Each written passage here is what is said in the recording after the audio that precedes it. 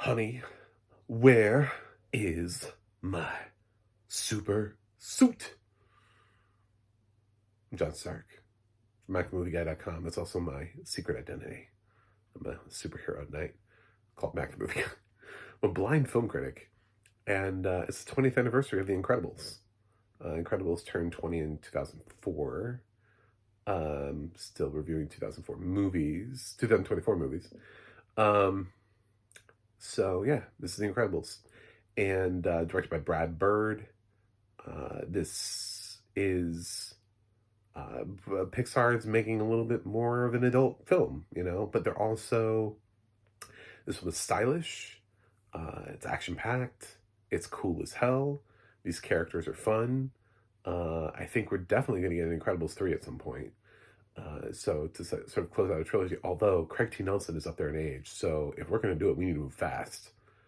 Like, fast, or get him to sign like an AI on his voice. Just thinking about the age. Also, Helen Hunt's not getting any younger. But, yeah. So I think they'll close out a trilogy, probably, of the Incredibles movies, but we'll see. This it's got a great score to it. I don't know what else is like, a voice cast. In addition to Craig and Helen, we also have Jason Lee, who's just a great villain. Just giving life, out there. We've got Samuel L. Jackson, classic Frozone. I love The Incredibles. I played their video games.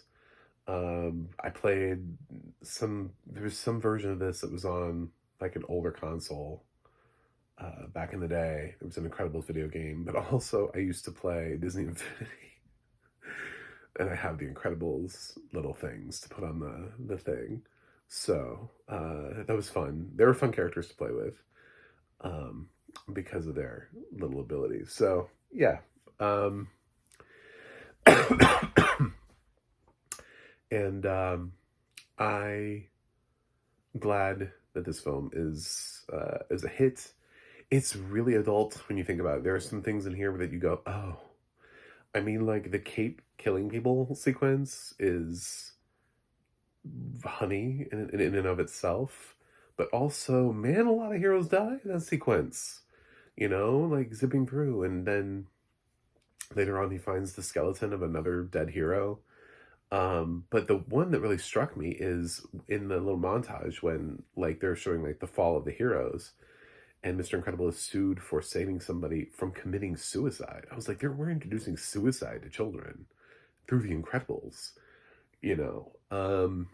So, yeah, that kind of surprised me. So there are a couple things here that really earn the PG rating, a couple of ideas and concepts. And in addition to sort of like, there's that, I think Helen thinks her husband is cheating on her the whole time. So that's sort of like subtext to what he's actually doing. But it's got a great audio description track. It's Miles Neff, so Miles Nash. Yeah, it's it can't be changed because Miles isn't around to change it. There was one little moment though where he's backing out the car, and I swear he said she backs out the car, but it's actually Mr. Incredible that's doing it, not Helen, not Elastigirl. So, and I swear I heard she. Anyway, that gave me a little bit of pause, but other than that, the thing I love about Miles is that he always makes it feel like he's enjoying the film as much as you are. Like, no matter what it is that you're watching along with him, he's having a blast and you're having a blast. So, like, everybody's just having a great time. And, like, Miles is super happy to be doing the audio description. He's super happy to be doing it for this film, whatever film it is. Never changes. There's never a time where I've ever heard Miles sound like he wasn't happy to be there.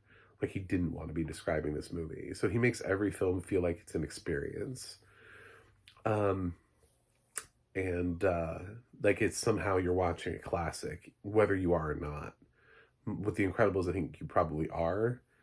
My question is always like, after 20 years, has this stood the test of? Yes, it has stood the test of time. Obviously, people still know who The Incredibles are. That's helped by the fact that there is a sequel that was released much later. But I still think even with that, the fact that it's a Disney Pixar thing means that people are showing it to their kids. This is also part of classic Disney Pixar, where John Lasseter was still around and the movies were still good.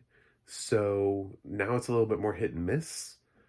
So post Lasseter generation, it gets a little bit more spotty. And a lot of those movies 20 years from now, I don't know if we're going to be saying that those movies held up. You know, I don't know if anybody's going to still be talking about those 20 years from now. So I think there's some in there like Onward that are going to just disappear. But then again, I think there's some Disney cartoons that are disappearing because nobody's talking about them too. And Disney Animation, because they had a rough time when they stopped making musicals, when they decided to start making films like Atlantis and Home on the Range. Who's talking about Home on the Range? You know, like, I don't know.